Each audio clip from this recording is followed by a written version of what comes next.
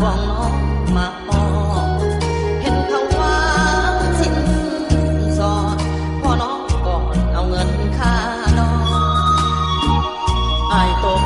ตะลึงยืนซึ้งนั่งน้ำตานอง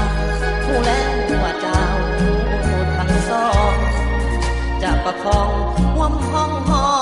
ฟ้าอายนี่หูดีต้องเสียทีให้คนเมืองนอกเงินตอนลาเข้ามาทองกับมาสอบในงานของนาอายคนมาก่อนผู้ห่วมนอนเข้ามาทีหลังผู้แล้วว่าต้องผิดหวังแต่หากยังอยากเห็นหน้าอายลืมบ่ได้เสียดายเด้